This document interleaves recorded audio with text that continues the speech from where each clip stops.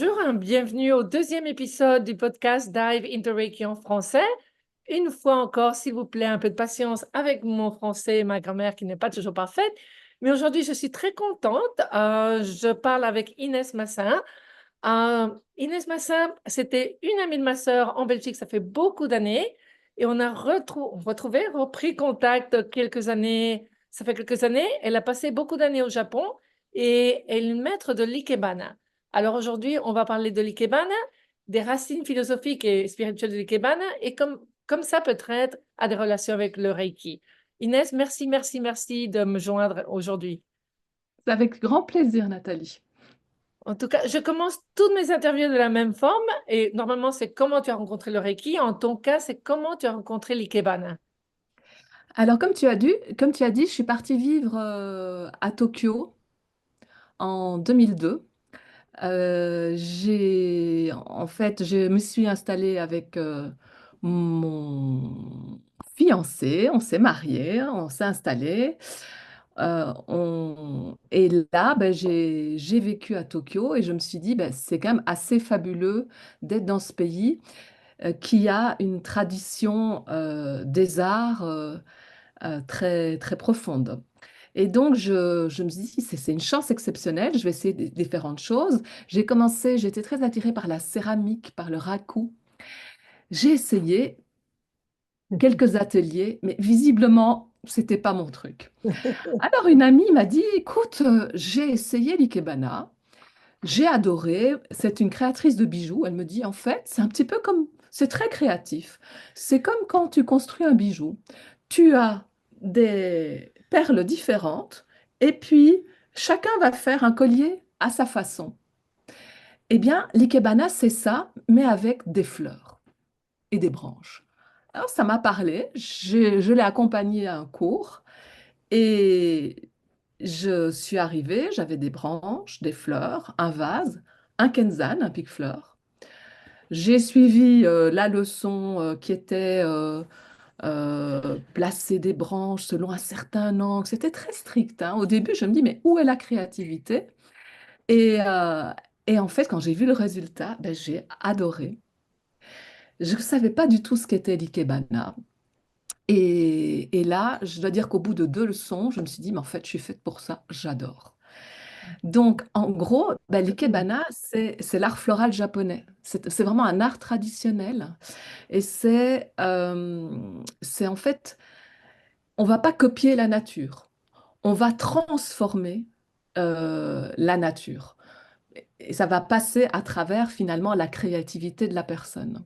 Donc, ikebana, ça vient de ikeru et de hana. C'est l'art de donner vie, on dit de transformer les fleurs. Wow. C'est- Voilà. En plus, Et c'est comme donner la vie, parce que le faire en déjà une vie, c'est comme donner une deuxième vie. c'est exactement ça. C'est donner une seconde vie. Alors au départ, c'est en fait, c'est le bouddhisme, hein. C'est l'offrande. C'est l'offrande, c'est ça. On fait une offrande aux dieux. Alors le bouddhisme est arrivé au Japon au VIe siècle. Et donc, ben, on mettait, comme on le fait en Chine, comme je l'ai vu au Sri Lanka, enfin, dans tous les temples asiatiques, on met des fleurs dans un vase. Mais le japonais, il fait beaucoup plus que ça.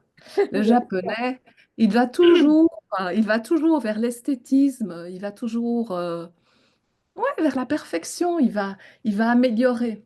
Et donc, il ne s'est pas contenté de juste mettre les fleurs dans un vase. Il s'est- il est très attaché à la nature, il est très attaché à la beauté, au minimalisme. Et donc, ben, il y a un maître qui s'appelle Maître Ikenobo, qui est vraiment le fondateur de la première école, l'école Ikenobo, donc il y a plus de 5 siècles, hein. Et, euh, et en fait, il a placé les fleurs et les branches selon vraiment des règles très, très précises. Et il a gagné un concours qui était un concours des arts traditionnels qui a été organisé à Kyoto au 15e ou 16e siècle. Et il a gagné ce concours, donc de l'offrande, c'est devenu finalement un art traditionnel japonais. Il a rédigé le premier manuel et, et de là, eh bien, comme toujours, d'une école, ben, il y a une autre qui s'ouvre et ainsi de suite. Et il y a des centaines d'écoles maintenant au Japon. Et je dirais qu'il y a principalement 6 grandes écoles. Mais tout ça a la même source, c'est Kenobo. Alors il y a des écoles qui vont aller plus vers je copie un paysage, des écoles qui vont être très très puristes comme Kenobo.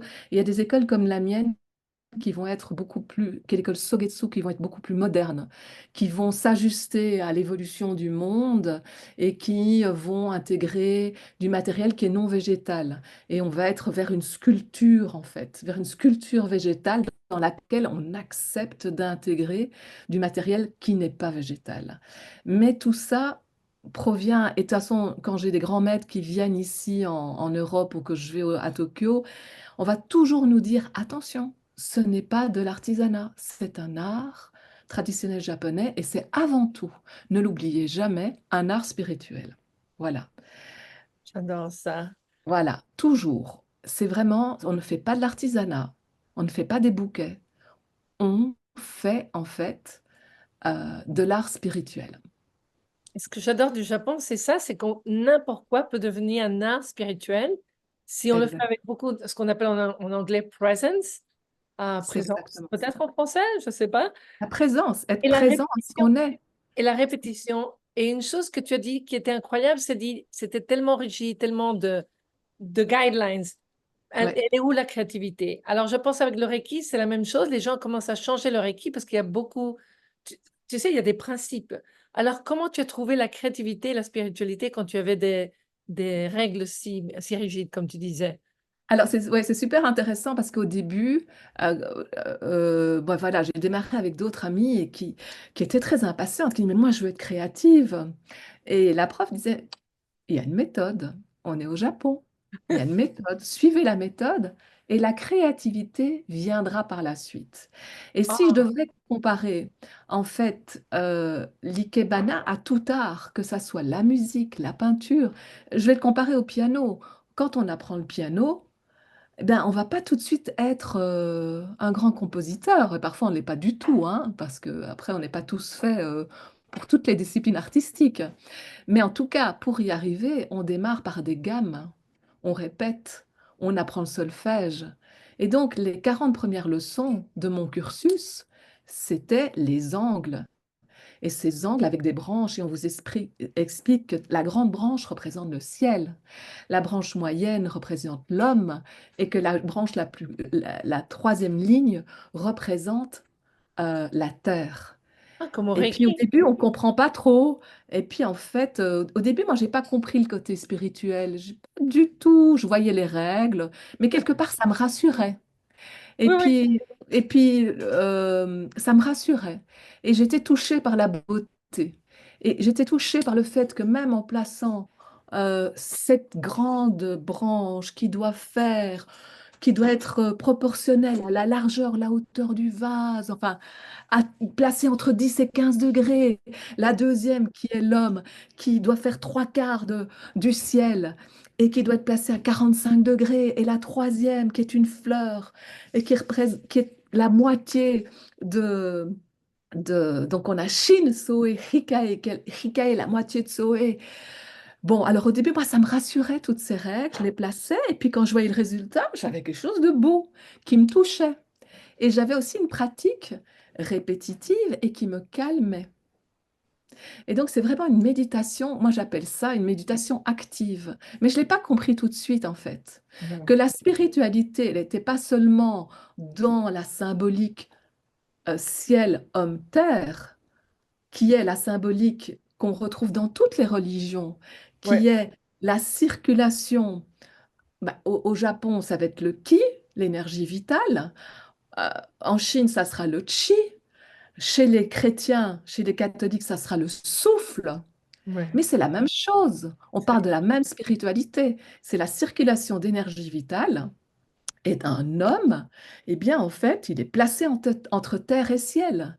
Et il sera pleinement ancré, épanoui, aligné, s'il a compris qu'il s'attache à la il s'ancre dans la terre et il s'élève vers le ciel. Et là, de manière symbolique, c'est, je dirais aussi dans la pratique, c'est, je suis ancrée dans le sol. Ben oui, bien sûr, je suis ancrée dans le sol. Moi, je mets mes bottes, je vais en forêt et je coupe les branches, hein. Oh, waouh! Oh, c'est génial. Donc voilà. Alors les fleurs, souvent, je vais les acheter chez un fleuriste, mais, mais en fait, ce que j'ai compris, c'est que dans cette pratique, j'étais à la fois ancrée dans le sol parce que je mettais mes bottes, je choisis mes branches. Quand je fais une randonnée, j'observe et je dis, waouh, je l'aime bien cette branche-là, elle a une chouette forme. Donc ça m'ancre. Et à la fois, ça me m'élève vers le ciel parce que plus on pratique, plus on lâche, plus on a intégré les règles et plus on lâche la règle et on va vers sa créativité et on va, je crois que la dernière leçon du cursus obligatoire, voilà, des X, voilà, des premières leçons, c'est vraiment au bout de 80 leçons, c'est me and the Ikebana. C'est Mm. c'est vraiment moi dans l'ikebana, je mets de moi dans l'ikebana et ce n'est que ça une pratique artistique aussi. C'est qu'on y met de ses émotions, de l'état dans lequel on est au moment où on crée.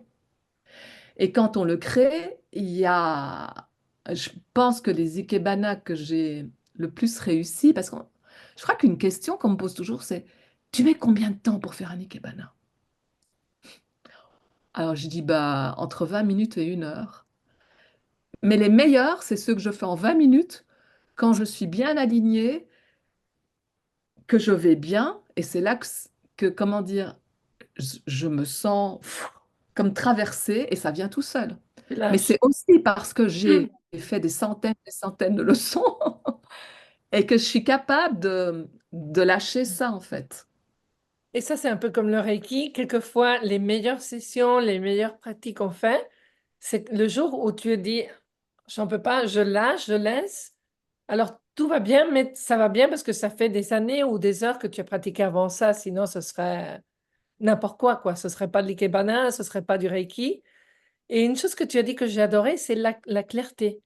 C'est, tu es dans un état d'esprit où il n'y a pas de dialogue interne, il n'y a pas de, de bruit. Et alors, il y a la clarté. Et ça vient aussi, comme tu dis, de la répétition. Mais aussi, une Ouais. chose que j'aime bien l'ikebana, c'est la clarté avec la simplicité.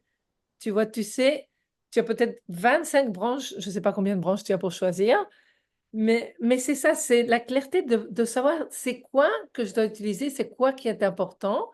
Et je crois que nous, surtout dans l'époque moderne, je pense au bouquet ici, de plus de fleurs, le mieux, le plus grand, le mieux.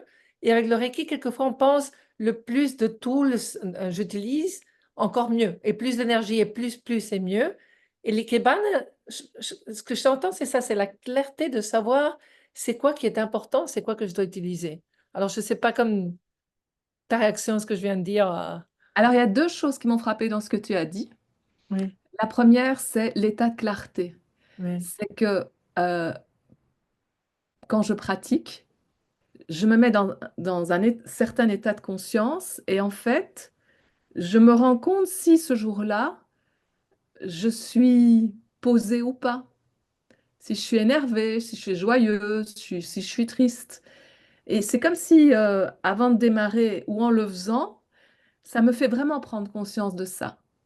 Et le fait de créer, de devoir me concentrer sur le choix de la belle branche, le placement pour que ça donne bien, va au fur et à mesure me calmer, me poser, me clarifier.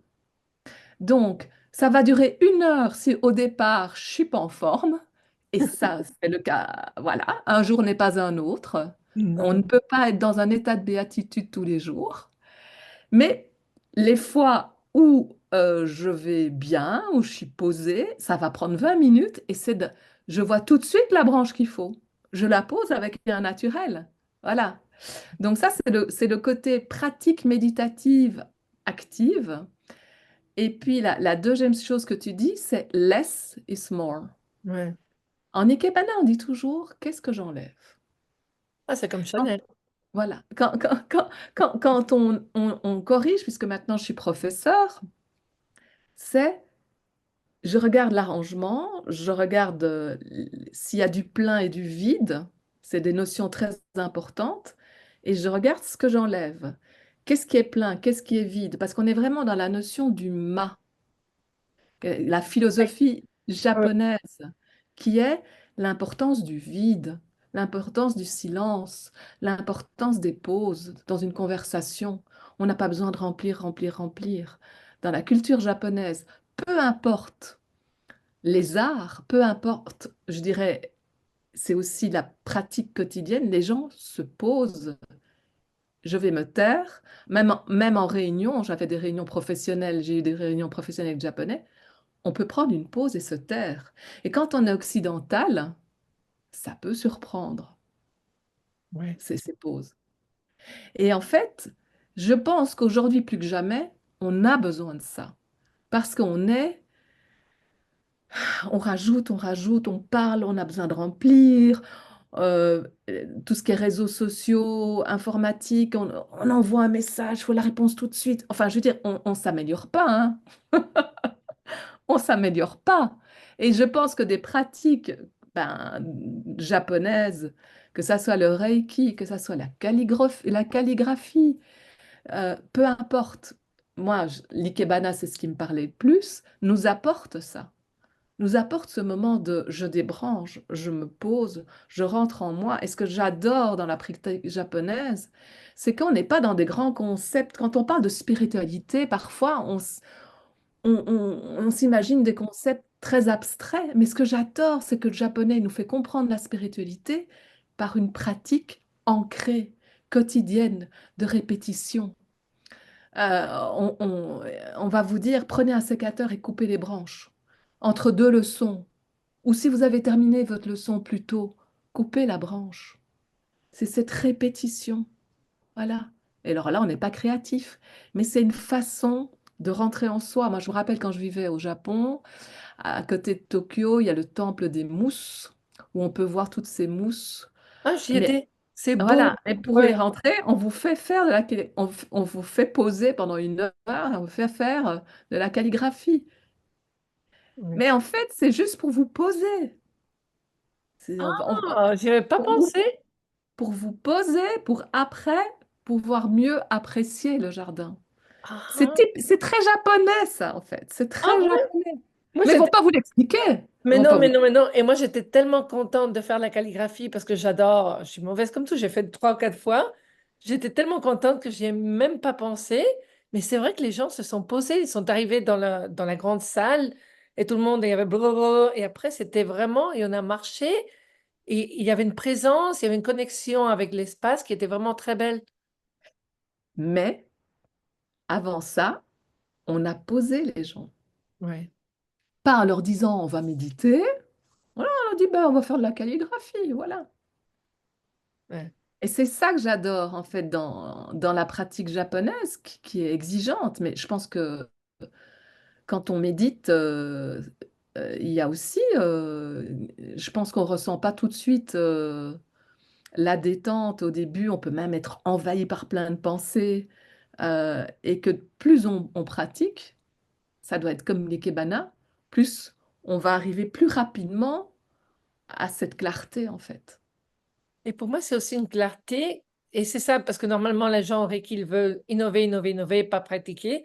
Mais alors, si tu n'as pas la répétition, tu n'as pas l'habilité de rentrer dans cette presque mémoire énergétique de cet espace de clarté, de calme.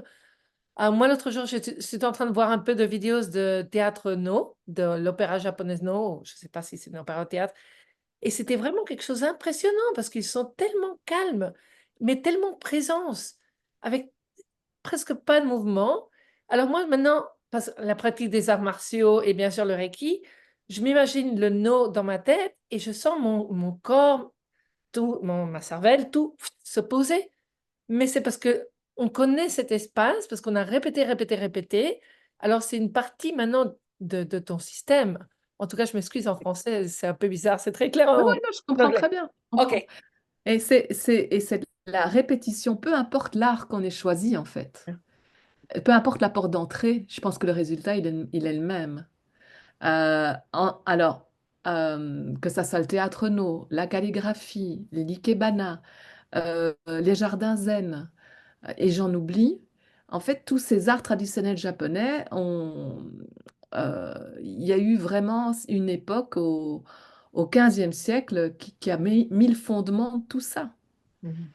Et je pense qu'en Reiki, ça doit être comme en Ikebana, il y a eu une école, puis deux, trois, et puis chacun a rajouté un peu Au bout. voilà, de sa touche. Mais in Ouais, fine, ça provient du même endroit. ouais. La même Et source c'est exprimé de d'inspiration. façon différente, mais ça procure la même chose en fait. Et c'est en ça aussi enfin, que c'est un art spirituel. Ça a une origine des offrandes du bouddhisme, mais la pratique, elle devient spirituelle. Elle fait quelque chose à l'intérieur. Et il y a toujours un moment, au début, moi, j'explique pas trop ça à mes élèves, et il y a toujours un moment où les élèves me disent, mais en fait, c'est comme s'ils ont un déclic, tout d'un coup, ils disent, en fait, je me rends compte que ça me pose, que je ne fais pas spécialement quelque chose de beau, d'esthétique, mais en fait, ça me transforme aussi à l'intérieur. Et là, j'adore. Non, ça, c'est tellement beau parce que tu commences à faire de la beauté en dehors de toi, juste en face de toi, et après la beauté est dans ton cœur. Alors, c'est vraiment quelque chose. Et heart mind, c'est le kokoro, que c'est aussi, c'est un peu plus complexe que notre cœur. Alors, ça, c'est vraiment très beau. En Reiki, Oui, quand on perd sa lumière, on cherche la lumière en dehors pour retrouver notre lumière. Alors, c'est comme aussi cette partie très. À la fin, c'est toi. Il n'y a pas de dehors ou dedans, mais tu commences à l'extérieur, mais ça transforme l'intérieur. C'est très c'est beau, ça. exactement ça. Et C'est une autre chose exactement ça. que j'ai adoré, Et je pardon. crois que la spiritualité en dehors des religions, en fait, pour moi, la spiritualité, c'est la connexion au cœur. Tu parlais de Kokolo, hein, le Oui, cœur. oui. Ben, c'est ça, en fait. Et une chose que j'adorais que tu as dit, c'est ça, c'est cette spiritualité qui n'est pas magique, qui n'est pas quand tu es mort, qui n'a pas, que ce n'est pas les autres en faisant des miracles pour toi. C'est une spiritualité de tous les jours qui s'applique à ta vie et qui vraiment transforme ta vie. Alors c'est ça que je pense Voilà. que c'est très précieux et je crois que quelquefois, parce qu'on veut un grand changement au lieu d'un petit changement tous les jours, on se perd un petit peu, hein, Ça me touche beaucoup ce que tu dis là, parce que c'est vraiment ce que j'ai compris en pratiquant l'ikebana, ce que j'ai ressenti, mais quand je suis rentrée dans cette pratique, j'en avais pas du tout conscience. Je suis rentrée dans cette pratique parce que je trouvais ça beau et que ça m'avait touchée. Et j'ai compris au fur et à mesure. Et souvent, les professeurs disaient, l'ikebana, c'est un chemin, c'est le chemin qui compte. et Voilà. Et ça, c'est un bon reminder pour moi aussi, parce que quelquefois même, je suis à New York à la fin, je suis impatiente, et on dit, waouh, surtout les arts martiaux, que je suis super mauvaise, et je continue à rater mes examens, mais c'est le chemin. Ça m'a transformée tout à fait, quoi. Ça m'a fait beaucoup de bien. Et quelquefois, c'est ça, on doit se rappeler, c'est le chemin, c'est pas. En plus, on n'y arrive jamais, ça finit jamais. C'est ça ce Ça que finit j'adore. jamais. Mais ce que la pratique permet de, je dirais, d'arriver plus rapidement à cet espace de calme. D'ailleurs, quand moi, ben, comme tout le monde, hein, il y a des périodes plus stressantes que d'autres. Euh, mais je sais que si je vais chercher du matériel et créer, je vais retrouver cet espace de calme, cette connexion avec moi-même. Voilà.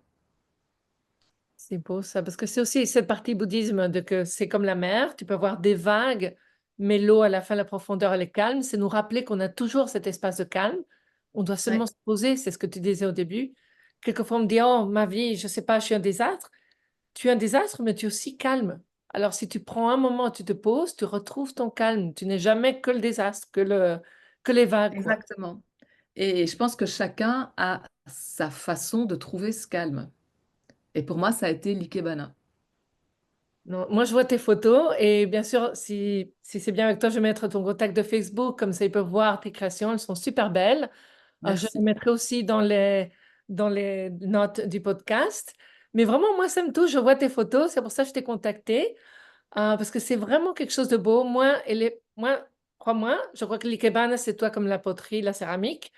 Je casserai les branches, j'ai pas, c'est quelque chose, je dessine et tout ça, mais je vois il y a une énergie dans tes créations qui est vraiment tellement simple, tellement légère, mais tellement profonde que ça m'a vraiment touchée.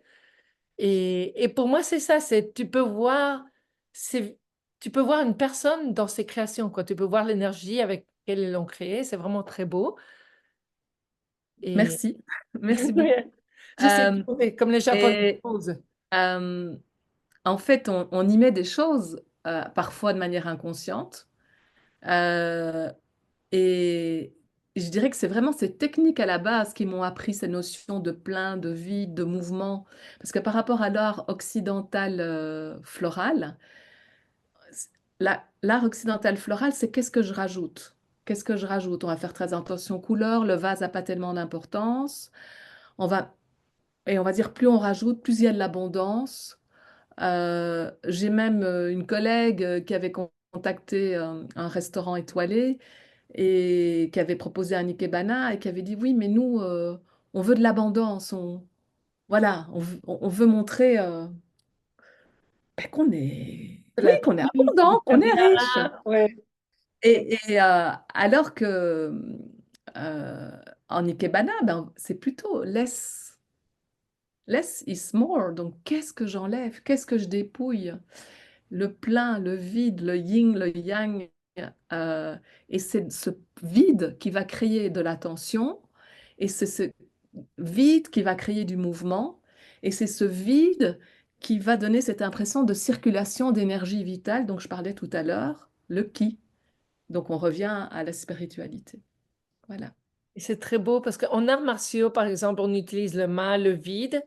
On s'appuie dans le vide. C'est vivant, c'est pas quelque chose de mort. Je crois qu'en culture occidentale, au moins aux États-Unis, pour nous, le vide, c'est quelque chose qu'il faut.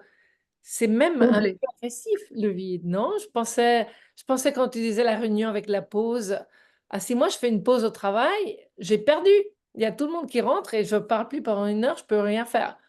Alors, Oui. il y a vraiment un peu de peur au vide. On a peur de ne pas avoir assez d'amis, pas avoir assez de choses. Alors, pour moi, quand tu dis ça, alors oui, mais si j'ai pas de vide, il n'y a pas de qui, il y a pas de l'énergie pour rentrer. Alors, c'est quelque chose de très intéressant aussi pour les gens pour penser à comment Mhm. je crée plus de vie dans ma vie. Et comme ça, il y a plus de qui, il y a plus de flow. Et ça, c'est vraiment, je n'avais pas pensé dans ces mots si clairs. C'est vraiment intéressant, quoi. On fait le vide et c'est ça qui permet la circulation. Ouais. Parce que sinon, ça se bloque. Voilà. C'est... Et ici, on pense que le plus tu as, le plus c'est le flow. On regarde, j'ai des choses qui arrivent, y arrivent, mais ça circule pas. Alors ça, c'est vraiment intéressant. Ouais.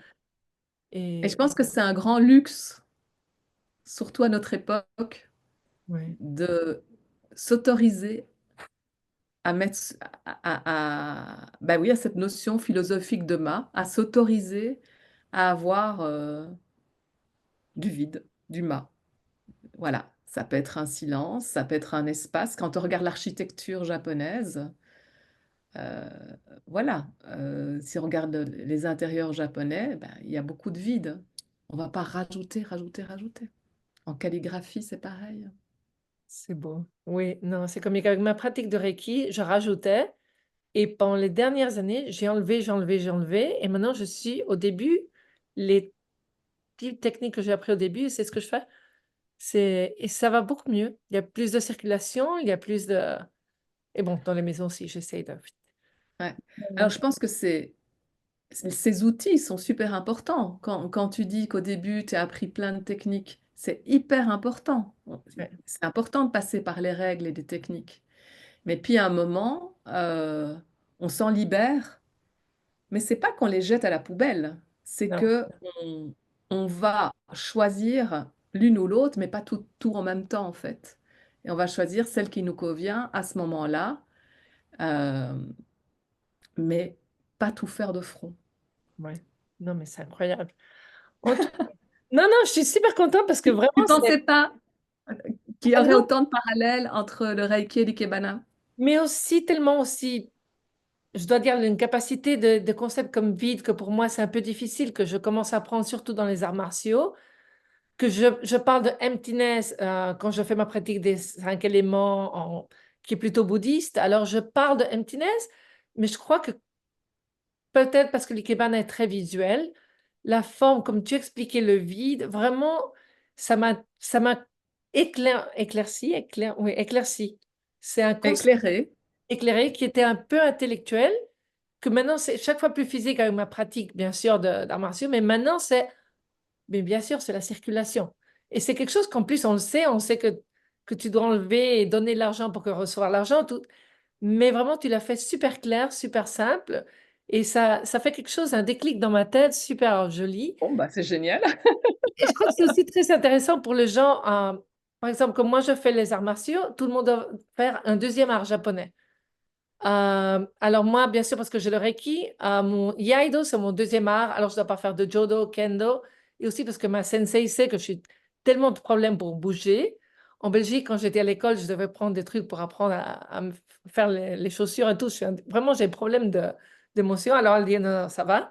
Mais tout le monde, si tu fais le Kendo, tu dois faire le Jodo. Alors, je pensais qu'avec le Reiki, beaucoup de fois, on a seulement le Reiki, on n'a pas un deuxième art japonais. Parce que normalement, tu apprends les insights du deuxième art qui t'enrichit le premier. Oui, Alors moi, ce que je cherche maintenant, cette année avec les interviews, je veux faire l'ikebana, je vais essayer de faire de l'aude, mais des différents arts japonais, la calligraphie, c'est avoir ces insights que peut-être on n'a pas parce qu'on est tellement dans le Reiki que quelquefois on a besoin de distance, d'entendre les mêmes concepts, les mêmes idées, mais avec une expression tout à fait différente. oui, Vraiment, ça illumine un peu. Alors, pour ça, j'apprécie beaucoup que tu as pris le temps, parce c'est que c'est génial. vraiment incroyable. Et aussi, beaucoup de gens ici n'ont pas été au Japon qui écoutent ce podcast. Il y a des gens de tout le monde, d'Amérique latine, d'Europe, des États-Unis, des petites villes, de grandes villes. Et alors, vraiment comprendre des concepts comme le mal, le concept d'Ikebana, la simplicité et le rôle que ça joue, le rôle de la répétition, que nous, on a beaucoup de problèmes à comprendre parce qu'on ne veut pas répéter beaucoup, c'est ennuyant. Alors vraiment, j'apprécie beaucoup que tu as pris le temps pour nous parler de ceci et vraiment merci, merci. Je voulais terminer seulement avec une dernière question et je fais ça aussi au Reiki. Je demande les gens un oups. Alors un oups, c'est peut-être quelque chose que tu as mal compris ou une erreur que tu as fait, mais que tu as pris une grande leçon. En Et ikebana? on Ikebana, ouais. Ouh, alors là,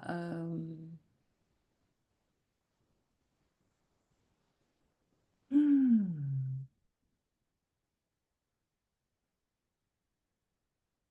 Peut-être je que tes cale maîtres. un peu.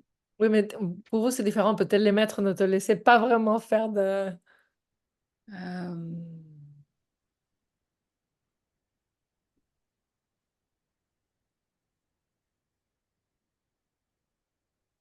je cale. Alors, il n'y a pas de problème. Il y Je a. cale. Il y en a certainement, hein. Certainement, mais ça me saute pas aux yeux. Euh,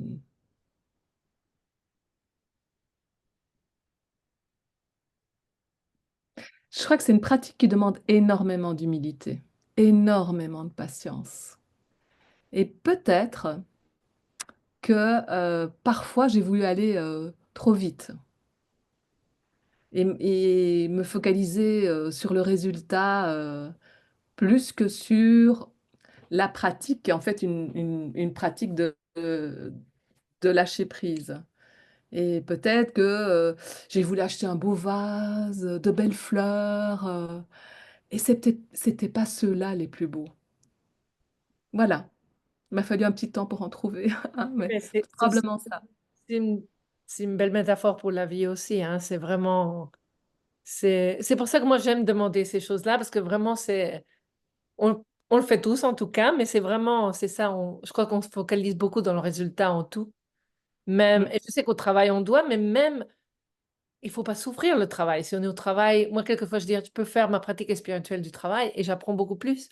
Ça va pas bien tous les jours, mais c'est vraiment, ça transforme la vie quand tu vois la vie pas comme seulement je cours pour faire quelque chose. Et c'est chaque minute que je fais ceci, je suis vivante et je dois essayer d'être un peu plus présente. Alors, je trouve que Présente, ouais. c'est super, oups. Voilà. Et C'est, si on est chacun, bon là je deviens idéaliste, si on était chacun plus présent à soi-même, eh bien je pense qu'entre voilà, entre nous, entre les humains, ça circulerait mieux. suis tout à fait d'accord. Tout à Voilà. fait Mais là, je d'accord. deviens très idéaliste. Oui, oui, mais un jour peut-être, I don't know. Ou peut-être c'est pas, peut-être. Mais où qu'on est, parce que bien sûr que moi, je suis pas de bonne humeur tous les jours et je suis pas zen tous les jours. Et c'est juste peut-être que je prends conscience plus rapidement que je suis dans un état excessif, que je suis pas bien, grâce à cette pratique. Mais ça, c'est très Je important. l'espère, je Et l'espère. moi, je pense que c'est ça, on veut être content tous les jours, c'est pas réel. Non, C'est une personne, biologie. je Ouais. pense que personne ne le dira. C'est quelque chose, mais savoir, par exemple, moi aujourd'hui, j'ai pas bien dormi, non? Je suis arrivée tard, j'ai lu et j'ai pensé, Alors aujourd'hui, je sais, ok, aujourd'hui, pendant la journée, je dois faire attention parce que je peux être un peu, alors, je vais respirer, je vais prendre mes pauses parce que je sais que je suis pas tout à fait centrée. Alors, c'est quelque chose d'important de savoir où tu es. Et Exactement. alors, cette honnêteté te permet de gérer et pas, ouais, Voilà. alors, et kindness. C'est pour ça, kokoro. Beaucoup de coco. En tout cas, super, super merci Inès. C'est Avec plaisir. une conversation. Je m'imaginais que allait être une conversation spéciale. C'était vraiment incroyable. Et j'espère que tous les gens aussi qui pratiquent le Reiki apprécient. Et aussi, bien sûr, tu donnes des classes. Tu donnes des classes seulement à Lausanne ou tu donnes des classes Oui, aussi? OK. je donne des classes en présentiel à Lausanne et j'organise des ateliers d'initiation les gens apprécient. Mais je ne fais pas, j'ai pas de pratique par Zoom. Je sais qu'il y a quelques personnes qui sont lancées avec le confinement, évidemment, dans la pratique par Zoom. Pour mes élèves, je l'ai fait. Mais j'adore le présentiel, j'adore toucher, j'adore expliquer. Il n'y a rien à faire en Ikebana, on est dans on est en 3D, on est dans la sculpture. La photo, elle va écraser. Donc, je préfère pas me lancer dans les pratiques par vidéo qui me permettraient d'avoir une clientèle internationale. Voilà, c'est un choix.